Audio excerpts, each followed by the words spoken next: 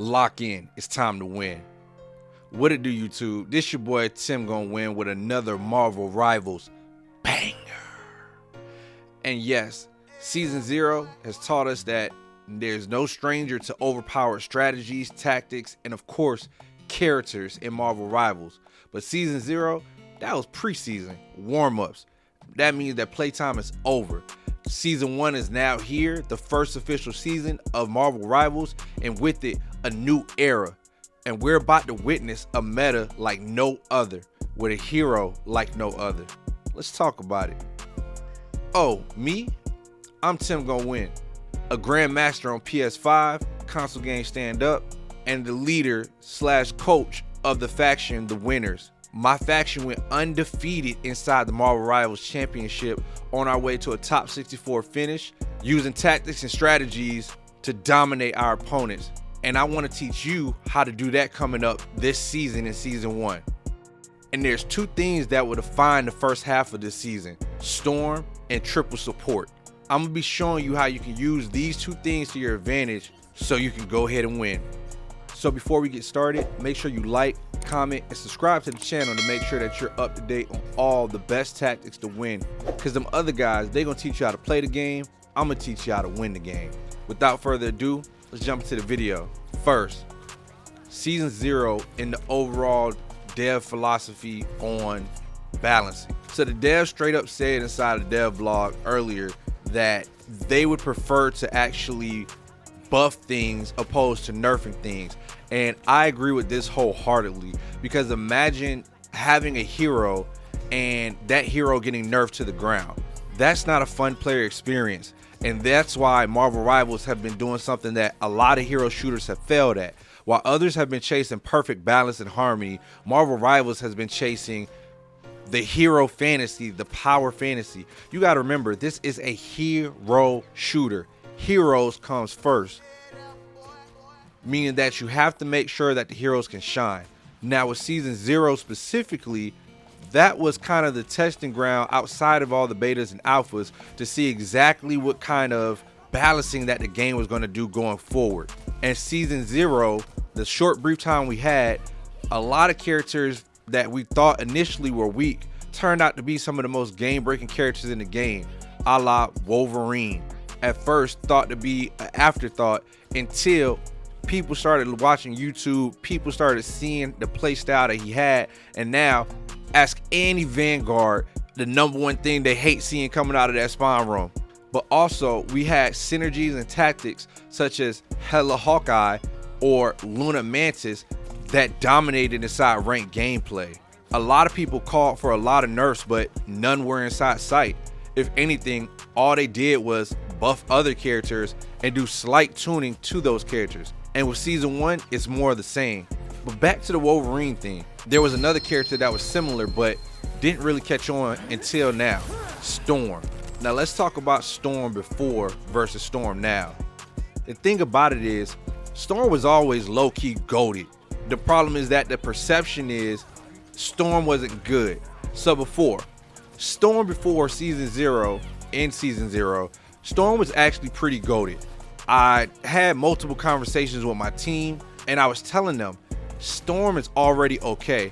I would say personally, the only thing I would have done at that point of time was to boost her actual normal speed as far as her regular travel speed without the wind force, because she was kind of a sitting duck if she never had her hurricane on. However, Storm's playstyle was never to be a actual, let's say, duelist. Storm is actually one of these characters that, once again, with the philosophy that every character we can't think of in the traditional terms of tank, support, damage, because Marvel Rivals philosophy, which is the game that we're playing, is that these roles, especially these characters, some of them will overlap, and that's where we have to adapt. And Storm was one of those characters. Storm is actually a strategist / duelist hybrid. Strategist is the main thing. She's an enabler. She helps her team. Storm, at any given time and with every single match, she's always going to have the most assist or close to the most assist on her team. Simply by being on the battlefield, Storm was helping your team. Was she a 1v1 god? No, but not every character needs to be that. She had her place on the roster and she was absolutely fine as far as damage wise. However, Storm now, since people didn't really understand how to use her kit, a lot of people were complaining about not being able to defeat other enemies in one-on-one situations, or basically just playing her and having her placed out all wrong. So with that and the pick rate and win rate being so low, the devs decided to Omega level buff Storm to the point where now you guys are gonna wish that you had Hellas inside your game. You guys are gonna wish that you guys had some of the things that happened prior, because with Storm, she's the trickiest character in the game in my opinion currently, simply because you got to think about it. Now that Storm can actually do more damage, Storm boosts her whole team's damage when she has amplified electricity state, meaning that now not only is the whole enemy team, if you don't have a Storm, going to be stronger, Storm herself is going to be putting out so much more damage that your team just isn't going to be able to keep up if you don't have the same thing or a couple of other things that we'll talk about later in the video that would get you there. Lucky for you guys, I do have a Storm guide coming out with one of the Grandmasters on my team who has over 20 hours worth of Storm in the game, and this was before season 1 and the Omega buffs. But there's one thing that's even stronger than Storm in all of this that is becoming more and more apparent: Strategist. Strategist is the strongest role inside Marvel Rivals. So regardless of what role has the most heroes, the role that actually is the strongest is Strategist in the game, by far. The abilities and ultimates that Strategists have are always game breaking and make and break every single top level fight. And once again, take these titles and roles with a grain of salt. Loki is actually a duelist that just happens to heal, with the literal ability to steal any single ultimate he wants, making him a top level pick regardless. And spoiler alert, once I do my tier list, almost every single strategist is S tier. So think about it. If strategist is the strongest role in the game, wouldn't that mean technically the more strategists you have, the better chance you have of winning the game? Now look, I'm not telling you to go out there with, all 6 strategists, even though my team has done that and won, by the way. But logically speaking, I would want the strongest thing in the game on my team and more of it, and you can never have too much healing. And with season 1, a new strategist has stepped out of the stratosphere: Invisible Woman, the addition of Sue Storm, the first lady of the Fantastic Four herself. Sue Storm now is in Marvel Rivals, and with it, she brings one of the most versatile kits that we have ever seen in the game. Not only does she have AoE damage, she also has the ability to crowd control.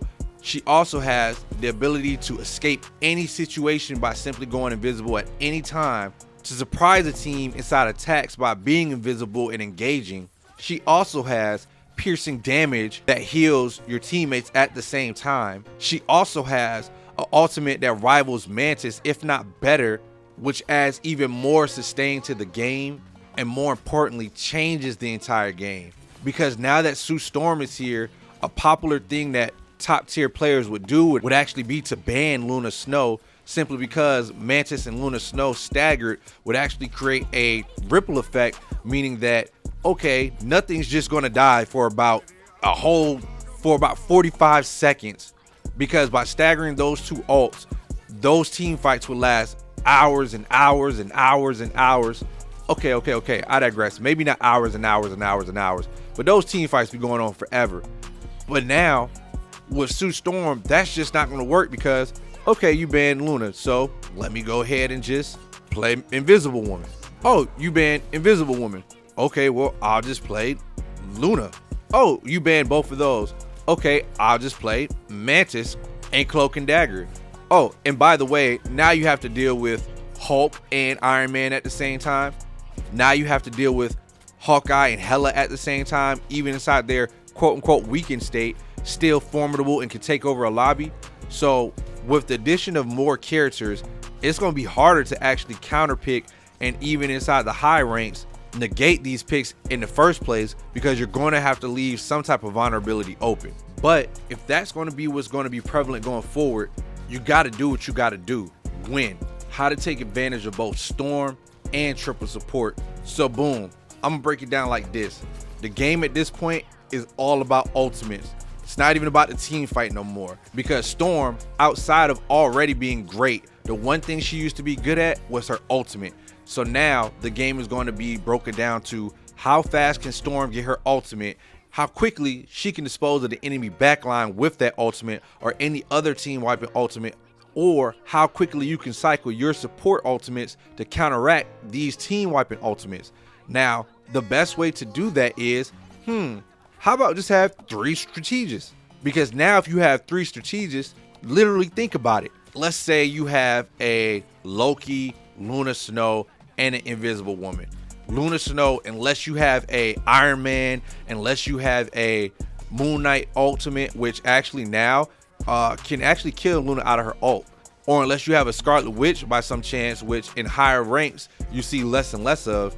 If you have a Luna Snow ultimate, nothing's going to die. Okay, boom, nothing died then. But then if you have a Mantis or a Invisible Woman ultimate on cooldown, nothing's going to die. That's another 15 seconds. And then on top of that, let's say you have a Loki ult right after that. Okay, you copy the Luna Snow or the Mantis or the Invisible Woman. Now nothing's going to die again for 20 seconds at least. So right then, right there, you have a minute's worth of ultimates that nothing is dying. All the while, mind you, you're actually killing the other team because you're actually being able to sustain, and they more than likely don't have 3 supports. Not to mention just normally sustaining yourself as a team, healing yourself as a team, being able to escape as that strategist. You guys have a direct advantage because the number one thing that people are going to go for are strategists. Then after that, maybe vanguards, but strategists by far. So even if you lose one, you'll still have healing. But back to Storm. Storm now, honestly, just by her existing and that ultimate, you're going to win a lot of games. So just play a lot of Storm. It's literally that simple. I'm going to have the Storm guy, like I told you, as well as the top heroes to climb inside rank. So the last thing I'm going to leave you guys with is this. Open your mind. We are the community now. This is not Overwatch. This is not Paladins. This is not Valorant. This is Marvel Rivals, and this is the game that we're playing. Stop thinking that 2-2-2 is the meta. The meta will always be doing what helps your team win. The person who can fill in the gaps the best is going to be the player that's going to be winning most of their games. And I know that's going to be me. So is it going to be you? That's all I got for y'all in this video today, man. Make sure y'all subscribe to this channel because I will be doing live streams on this channel as well as over there on Twitch. Also, make sure you like and comment. Until next time, winners, TimGoinWin signing off.